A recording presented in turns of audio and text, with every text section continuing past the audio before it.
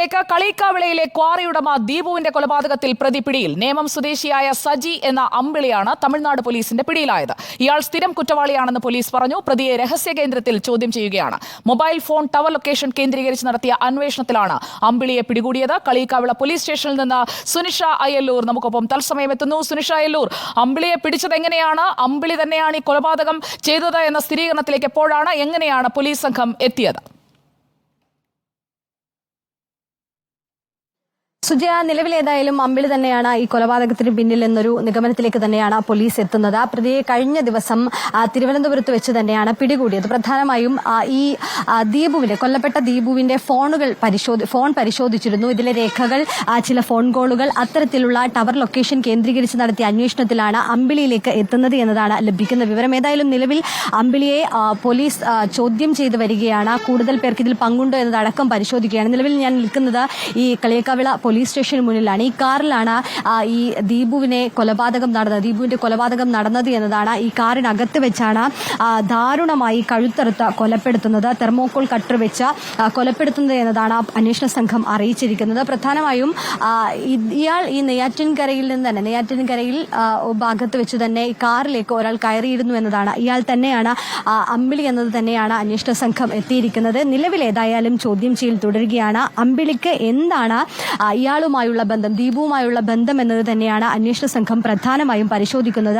ആക്രി കച്ചവടക്കാരനാണ്, ആക്രി വ്യാപാരിയാണ് ഈ പ്രതിയായ അമ്പിളി. ഇയാൾക്ക് ഏതെങ്കിലും തരത്തിൽ സാമ്പത്തികമായോ ഏതെങ്കിലും തരത്തിലുള്ള ഇടപാടുണ്ടായിരുന്നോ, മറ്റേതെങ്കിലും തരത്തിലുള്ള ബന്ധമുണ്ടായിരുന്നോ എന്നതടക്കമുള്ള കാര്യം അന്വേഷണ സംഘം പരിശോധിക്കുന്നുണ്ട്. ഒപ്പം തന്നെ ആർക്കെങ്കിലും ഇതിൽ പങ്കുണ്ടോ എന്നതാണ്. ഒരു 10 ലക്ഷം രൂപ തട്ടിയെടുക്കാനാണോ, നിലവിൽ പണം തട്ടിയെടുക്കാനുള്ള ഒരു ഉദ്ദേശം ഉണ്ടായിരുന്നു എന്ന് അന്വേഷണ സംഘം പറയുന്നുണ്ടെങ്കിൽ പോലും പണം തട്ടിയെടുക്കുക എന്നത് മാത്രമാണോ കാരണമെന്നതുകൂടി പരിശോധിക്കുന്നുണ്ട്. കാരണം കുടുംബം നേരത്തെ തന്നെ ആരോപിച്ചിരുന്നത് ഗുണ്ടാ സംഘങ്ങളുടെ ഭീഷണി അടക്കം ഉണ്ടായിരുന്നു എന്നതാണ്. അങ്ങനെയെങ്കിൽ ആ ഗുണ്ടാ സംഘങ്ങളുടെ ഭീഷണി, ഈ ഗുണ്ടാ സംഘങ്ങൾക്ക് ഇതിലേതെങ്കിലും തരത്തിൽ പങ്കുണ്ടോ എന്നതും അന്വേഷണ സംഘം പരിശോധിക്കുന്നുണ്ട്. അത്തരത്തിൽ ഈ അമ്പിളിയെ അവിടെ ഈ ഗുണ്ടാ സംഘങ്ങൾ അമ്പിളിയെ വെച്ച് ഏതെങ്കിലും തരത്തിൽ അത് ഓപ്പറേറ്റ് ചെയ്തതാണോ എന്നതടക്കമുള്ള സംശയവും അന്വേഷണ സംഘത്തിനുണ്ട്. ഏതായാലും അത്തരത്തിലുള്ള പരിശോധനകൾ പോലീസിന്റെ ഭാഗത്തു നിന്നും ഉണ്ടാകുന്നുണ്ട്. രഹസ്യ കേന്ദ്രത്തിൽ വെച്ച് ഇപ്പോൾ തമിഴ്നാട് പോലീസ് ചോദ്യം ചെയ്തു വരികയാണ്. ചില നിർണായകമായ കാര്യങ്ങൾ ഇയാൾ വെളിപ്പെടുത്തിയിട്ടുണ്ട് എന്നതാണ് ലഭിക്കുന്ന വിവരം. അങ്ങനെയെങ്കിൽ അല്പസമയത്തിനകം തന്നെ തമിഴ്നാട് പോലീസ് മാധ്യമങ്ങളെ കാണും. അതിനുശേഷം അതിൽ കൃത്യമായ ഒരു വിവരം ലഭിക്കുമെന്നത് തന്നെയാണ് അറിയുന്നത്. ഏതായാലും നിലവിൽ അമ്പിളിക്ക് പുറമെ മറ്റ് പ്രതികൾ കൂടി ഉണ്ട് എന്നൊരു സംശയത്തിൽ തന്നെയാണ് അത്തരത്തിലുള്ള ഒരു അന്വേഷണത്തിലേക്ക് കൂടി പോലീസ് കടന്നിട്ടുണ്ട്. സുജയ, അമ്പിളി ഒറ്റയ്ക്കാണോ അതോ അമ്പിളി ഒരു സംഘത്തിന്റെ ഭാഗമാണോ എന്നുള്ളതാണ് ഈ കൊലക്കേസിൽ, കളിക്കാവിള കൊലക്കേസിൽ ഇനി വ്യക്തമാകേണ്ടത്. ബാഗുമായി നടന്നു പോകുന്ന ഒരാൾ, ആ ബാഗുമായി നടന്നു പോകുന്ന ആളെ അയച്ചതാരാണ്? കളിക്കാവിള കൊലക്കേസിൽ സംഭവിച്ചത് എന്താണ്? അതിലേക്കാണ് നമുക്ക് ഇനി പോകേണ്ടത്. നേമം സ്വദേശി അമ്പിളിയാണ് പിടിയിലായത്. സുനിഷ അയ്യല്ലൂർ, JCB ഓടിക്കാനറിയാവുന്ന ഒരാളെ കൂടെ കയറ്റി ഇവിടെ ഇപ്പോൾ അമ്പിളി എന്ന വ്യക്തിയിലേക്ക് കേന്ദ്രീകരിക്കുമ്പോൾ പണവുമായാണ് വരുന്നത് എന്ന് അറിയാമായിരുന്ന ഒരു സംഘം ഈ കൊലപാതകത്തിന് പിന്നിലുണ്ട് എന്ന് കൃത്യമായ ഒരു നിഗമനത്തിലേക്ക് പോലീസ് എത്തുന്നുണ്ടോ? കാരണം നേരത്തെ 3 തവണയാണ് 5 ലക്ഷവും 10 ലക്ഷവും 50 ലക്ഷവും ഒക്കെ ചോദിച്ച് ഫോൺ കോൾ ദീപുവിന് എത്തിയത്. അത് കുടുംബം തന്നെ സ്ഥിരീകരിക്കുന്ന ഒരു സാഹചര്യവുമുണ്ട്. അപ്പോൾ ഈ കൊലപാതകം എന്ന് പറയുന്നത് ആസൂത്രിതമായ ഒന്നാണ് എന്ന ഒരു നിഗമനത്തിലൂടെയാണോ അന്വേഷണം ഇപ്പോൾ മുന്നോട്ട് പോകുന്നത്? തീർച്ചയായിട്ടും സുജയ, അത്തരത്തിലൊരു സംശയത്തിലേക്ക് തന്നെയാണ് അന്വേഷണ സംഘമുള്ളത്. ഈ പറഞ്ഞതുപോലെ നേരത്തെ തന്നെ ഈ ഗുണ്ടാ സംഘങ്ങളുടെ ചില ഭീഷണി വിളികൾ, ഇത്തരത്തിലുള്ള പണം ചോദിച്ചുള്ള വിളികൾ ഉണ്ടായിരുന്നു. അത് ആരാണ് എന്ന് കണ്ടെത്തേണ്ടതുണ്ട്. അങ്ങനെയെങ്കിൽ ഈ പറഞ്ഞതുപോലെ ഈ CCTV ദൃശ്യത്തിൽ കാണുന്നത് ഇയാളാണെങ്കിൽ അത് ആരയച്ചു എന്നത് തന്നെയാണ് അന്വേഷണ സംഘം പ്രധാനമായും അന്വേഷിക്കാൻ എത്തുന്നത് എന്നുള്ളതാണ്. അത് തന്നെയാണ് പരിശോധിക്കുകയും ചെയ്യുന്നത്. ഏതായാലും ദീപുവിന്റെ ഫോൺ കോളുകൾ അടക്കം കൃത്യമായി തന്നെ പരിശോധിച്ചിട്ടുണ്ട്. ഒപ്പം തന്നെ ഈ പിടിയിലായ അമ്പിളിയുടെ, ഈ സജികുമാറിന്റെ ഫോൺ കോളുകളും രേഖകളും അടക്കം പോലീസ് പരിശോധിക്കുന്നുമുണ്ട് എന്നതാണ്.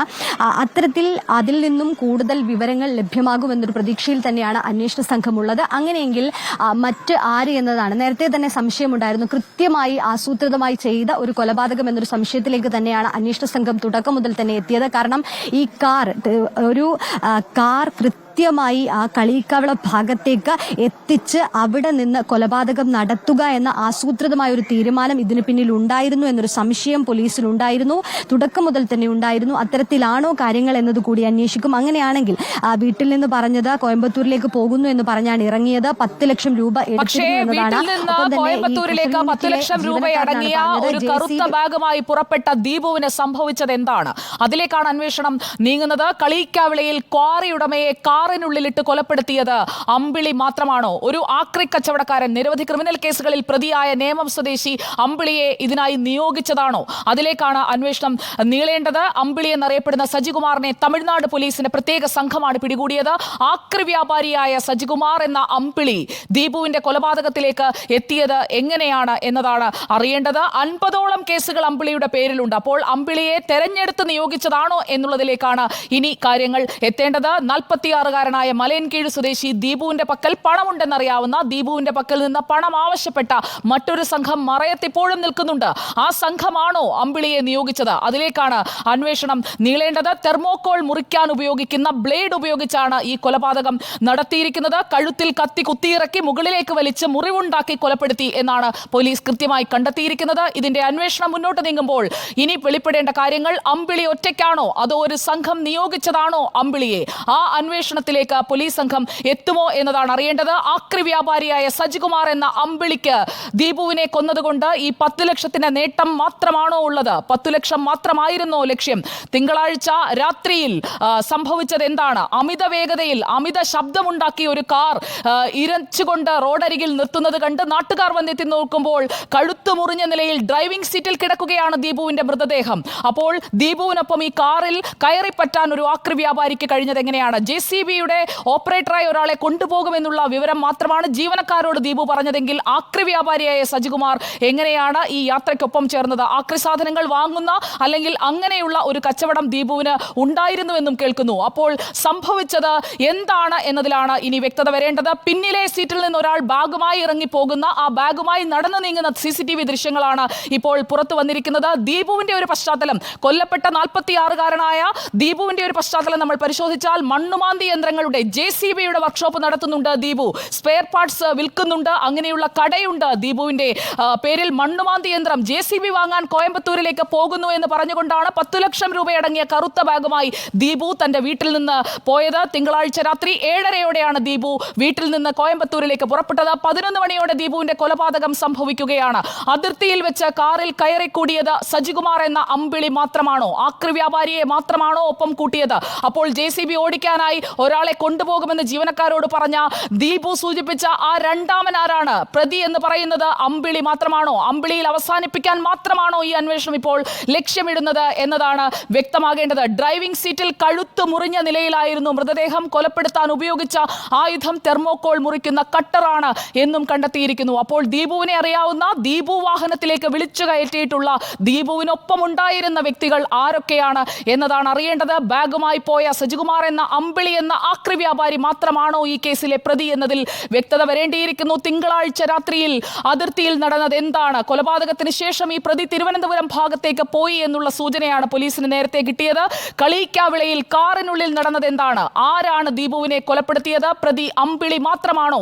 സ്ഥിരം കുറ്റവാളിയാണ്, 50 കേസുകളിൽ പ്രതിയാണ്. അതുകൊണ്ട് തന്നെ അമ്പിളിയിലേക്ക് സീറോ ഇൻ ചെയ്യാൻ പോലീസിന് അധികം ബുദ്ധിമുട്ടേണ്ട കാര്യമില്ല. പക്ഷേ അമ്പിളി സ്വന്തമായി തീരുമാനിച്ച് നടപ്പാക്കിയ ഒരു കൊലപാതകമാണെങ്കിൽ ആ കൊലയ്ക്ക് പിന്നിലെ മോട്ടീവ് എന്താണ് എന്നത് വ്യക്തമാകേണ്ടിയിരിക്കുന്നു. അങ്ങനെ ഒരു മോട്ടീവ് അമ്പിളിക്ക് ഉണ്ടാകണമെങ്കിൽ ഇവർ തമ്മിൽ എന്താണ് വ്യക്തിവൈരാഗ്യം? പണം ആവശ്യപ്പെട്ടുകൊണ്ടുള്ള തർക്കങ്ങൾ. ആക്രി വ്യാപാരിയും സ്പെയർ പാർട്സ് വിൽക്കുന്ന ദീപുവും തമ്മിൽ ഏത് രീതിയിലുള്ള പണമിടപാടുകളിലാണ് തെറ്റിയത് എന്നതടക്കം വ്യക്തമാകണം. അതല്ല എങ്കിൽ 5 ലക്ഷവും 10 ലക്ഷവും 50 ലക്ഷവും ആവശ്യപ്പെട്ട് ദീപുവിനെ വിളിച്ചുകൊണ്ടിരുന്ന സംഘമാരാണ്? ഏത് ഗുണ്ടാ സംഘമാണ് അങ്ങനെയുള്ള ഒരു നീക്കം നടത്തിക്കൊണ്ടിരുന്നത്? അതാണ് ഇനി വ്യക്തമാകേണ്ടിയിരിക്കുന്നത്. കളിയിക്കാവിള കൊലപാതകത്തിൽ ഒരാൾ പിടിയിലായിരിക്കുന്നു. ഒരാൾ, സജികുമാർ എന്ന അമ്പിളി പിടിയിലാകുമ്പോൾ ഉയരുന്ന ചോദ്യങ്ങൾ: ഒന്നാമത്തേത്, പ്രതി അമ്പിളി മാത്രമാണോ? 2, അമ്പിളിയും ദീപുവും തമ്മിലുണ്ടായിരുന്ന വ്യക്തി വൈരാഗ്യം എന്താണ്? തെർമോകോൾ മുറിക്കുന്ന കട്ടർ ഉപയോഗിച്ച് ദീപുവിനെ കൊലപ്പെടുത്തിയത് അമ്പിളിയാണോ അതോ കാറിനുള്ളിൽ മറ്റൊരാൾ കൂടി ഉണ്ടായിരുന്നോ? JCB വാങ്ങാൻ 10 ലക്ഷം രൂപയുമായി ദീപു പോകുന്നു എന്ന വിവരം ആർക്കൊക്കെ അറിയാമായിരുന്നു? ജീവനക്കാരോട് JCB ഓടിക്കാനായി ഒരാളെ കൂടി താൻ കൂട്ടുന്നുണ്ട് എന്ന് പറഞ്ഞ ദീപു അയാളെ കൂട്ടിയിരുന്നോ? അങ്ങനെയെങ്കിൽ ആ വ്യക്തി ആരാണ്? ദീപുവിനെ ഭീഷണിപ്പെടുത്തി വിളിച്ചുകൊണ്ടിരുന്ന സംഘം ഏത് ഗുണ്ടാ സംഘമാണ്? തിരുവനന്തപുരത്തെ സജീവമായ ഏത് ഗുണ്ടാ സംഘവുമായാണ് ദീപുവിന് പ്രശ്നമുണ്ടായിരുന്നത്? ക്വാറി ഉടമയുടെ കൊലപാതകത്തിൽ, കളിയിക്കാവിള കൊലപാതകത്തിൽ ഉത്തരം കിട്ടേണ്ട ചോദ്യങ്ങൾ ഇനിയും ബാക്കിയാണ്.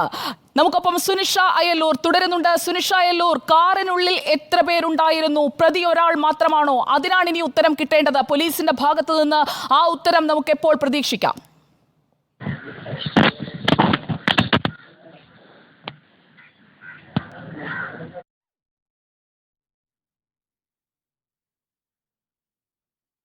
സുനിഷ അയല്ലൂർ, കേൾക്കാമെങ്കിൽ നമുക്കറിയേണ്ടത് ഈ കൊലപാതകത്തിലേക്ക് നയിച്ച ലക്ഷ്യം, അതുപോലെ തന്നെ പണം മാത്രം ലക്ഷ്യമിട്ട് ഒരാൾ നടത്തിയ കൊലപാതകമാണോ എന്നുള്ളതാണ്.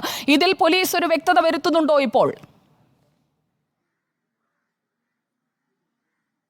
നിലവിലേതായാലും അന്വേഷണ സംഘത്തിന് ഒരാൾ മാത്രമാണ് എന്നൊരു സംശയത്തിലല്ല സുജയ. ഏതായാലും ഇതിന് പിന്നിൽ മറ്റ് ആരുടെയെങ്കിലും കൂടി പങ്കുണ്ട് എന്നൊരു സംശയത്തിൽ തന്നെയാണ് അന്വേഷണ സംഘമുള്ളത്. അത്തരത്തിൽ തന്നെയാണ് അന്വേഷണ സംഘം ഈ അന്വേഷണം തുടരുകയും ചെയ്തത്. ഏതായാലും ഈ പറഞ്ഞതുപോലെ അമ്പിളി ഒറ്റയ്ക്ക് ചെയ്തതല്ല എന്നതാണ്. തുടക്കം മുതൽ തന്നെ നേരത്തെ രണ്ടുപേർ ഈ കാറിലേക്ക് കയറുന്ന ഒരു ദൃശ്യങ്ങൾ കണ്ടു എന്നതടക്കം പോലീസ് സംഘം പറഞ്ഞിരുന്നു. അതായത് ഈ നെയ്യാറ്റിൻകര അമരവിള ഭാഗത്തു നിന്നും രണ്ടുപേർ പോകുന്നത്, അത് ഇവർക്ക് കൊലപാതകത്തിൽ പങ്കുണ്ടോ എന്നൊരു സംശയമാണ് അന്വേഷണ സംഘം പറയുന്നത്. ഏതായാലും അമ്പിളി കൊല ചെയ്തിട്ടുണ്ട് എങ്കിൽ അതിന് പിന്നിൽ മറ്റ് ആരെങ്കിലും ഉണ്ട് എന്നൊരു തന്നെയാണ് അന്വേഷണ സംഘം ആവർത്തിച്ച് ഈ നിഗമനത്തിലേക്ക് എത്തുകയും ചെയ്യുന്നത്. കാരണം കുടുംബം പറഞ്ഞതുപോലെയാണെങ്കിൽ ഈ ദീപുവിനെ ഒരു 1, 2, 3 പ്രാവശ്യം പണം ആവശ്യപ്പെട്ട ഒരു ഗുണ്ടാസംഘം വിളിച്ചിരുന്നു എന്നതാണ്. അങ്ങനെയെങ്കിൽ ഈ ഗുണ്ടാസംഘം ആരാണ് എന്നാണ്. ഈ ഗുണ്ടാസംഘത്തിൽ പെട്ടതാണോ അമ്പിളി എന്നത് കൃത്യമാകേണ്ടതുണ്ട് എന്നതാണ്. അത്തരത്തിലുള്ള അന്വേഷണം ഏതായാലും പോലീസിന്റെ ഭാഗത്തു നിന്നും നടക്കുന്നുമുണ്ട്. നിലവിൽ ഇപ്പോൾ അമ്പിളി എത്തുന്നു. പക്ഷേ 10 ലക്ഷം രൂപയ്ക്കായി അമ്പിളി ഇത്തരത്തിലൊരു കാര്യം ചെയ്തു എന്നത് അന്വേഷണ സംഘം പറയുന്നില്ല. പണം എന്നൊരു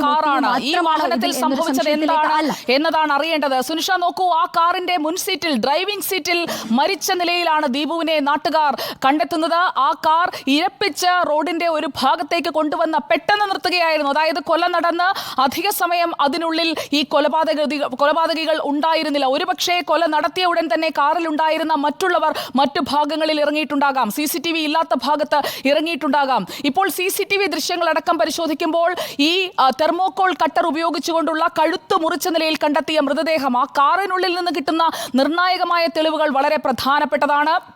നമുക്ക് ആ ഡ്രൈവിംഗ് സീറ്റ് ഒന്ന് സൂം ചെയ്ത് നമ്മുടെ പ്രേക്ഷകരെ കാണിക്കാം. കാറിനുള്ളിൽ ആരൊക്കെയാണ് ഉണ്ടായിരുന്നത്? ഡ്രൈവിംഗ് സീറ്റിൽ, അതായത് വീട്ടിൽ നിന്ന്, മലയൻകീഴ് അണപ്പാട് മുല്ലമ്പള്ളി വീട്ടിൽ നിന്ന് പുറത്തേക്കിറങ്ങിയ ദീപുവിനെ കൊന്നു തള്ളിയത് ആരാണ്? ക്രൂരമായി ആ കട്ടർ ഉപയോഗിച്ച് ഡ്രൈവിംഗ് സീറ്റിൽ കൊലപ്പെടുത്തിയിട്ടത് ആരാണ് എന്നതാണ് നമുക്ക് അറിയേണ്ടത്. ബ്ലേഡ് കൊണ്ടാണ് കഴുത്തെറുത്തത്. പെട്രോൾ പമ്പിന് സമീപത്താണ് ഈ വാഹനം നിർത്തിയിട്ടിരുന്നത്. 10 ലക്ഷം രൂപ ഉണ്ടായിരുന്നില്ല. 10 ലക്ഷം രൂപയടങ്ങിയ കറുത്ത ബാഗുമായി ഒരാൾ പോകുന്ന CCTV ദൃശ്യം അത് അമ്പിളിയിലേക്ക് എത്തിക്കുന്നു. ആരൊക്കെയാണ് ആ കാറിൽ ഉണ്ടായിരുന്നത്? ഡ്രൈവിംഗ് സീറ്റിൽ ദീപുവാണ്. ദീപുവിനൊപ്പം ദീപു ആരെയൊക്കെയാണ് കോയമ്പത്തൂർ യാത്രയിൽ കൂടെ കൂട്ടിയ കൂട്ടാളികൾ ചതിച്ചു കൊന്നു തള്ളുകയായിരുന്നോ ദീപുവിനെ എന്നതാണ് അറിയേണ്ടത്. ഈ വാഹനത്തിൽ എന്താണ് സംഭവിച്ചത് എന്നതിന് വ്യക്തത വരേണ്ടിയിരിക്കുന്നു. മലയൻകീഴ് അണപ്പാട് മുല്ലമ്പള്ളി വീട്ടിൽ നിന്ന് ദീപു കോയമ്പത്തൂരിലേക്ക് യാത്ര പുറപ്പെടുമ്പോൾ വൈകുന്നേരം 7:30 10 ലക്ഷം രൂപയടങ്ങിയ ബാഗുമായി ദീപു യാത്ര പുറപ്പെടുന്നത് ഒറ്റയ്ക്കാണ്. വഴിയിൽ നിന്ന് ദീപുവിനൊപ്പം യാത്രയ്ക്കായി കൂടെ കയറിയത് ആരൊക്കെയാണ് എന്നുള്ളതാണ് വ്യക്തമാകേണ്ടത്. തെർമോകോൾ മുറിക്കാൻ ഉപയോഗിക്കുന്ന ബ്ലേഡ് ഉപയോഗിച്ചാണ് കൊല നടത്തിയത്. കഴുത്തിൽ കത്തി കുത്തിയിറക്കി മുകളിലേക്ക് വലിച്ച് മുറിവുണ്ടാക്കി കൊലപ്പെടുത്തുകയായിരുന്നു എന്നുള്ളത് പോലീസ് കണ്ടെത്തുമ്പോൾ 50 കേസുകളിൽ, ക്രിമിനൽ കേസുകളിൽ പ്രതിയായ സ്ഥിരം കുറ്റവാളിയായ അമ്പിളി മാത്രമാണോ? അമ്പിളിക്കൊപ്പം ആരൊക്കെയാണ് ചേർന്നത്? അത് ദീപുവിന്റെ ശത്രുക്കളാണോ? ഗുണ്ടാ സംഘമാണോ? പണം ആവശ്യപ്പെട്ടിട്ടും കൊടുക്കാതിരുന്നതിലെ പകയാണോ തീർത്തത് എന്നതടക്കം വ്യക്തമാകേണ്ടിയിരിക്കുന്നു. കൊലപാതകം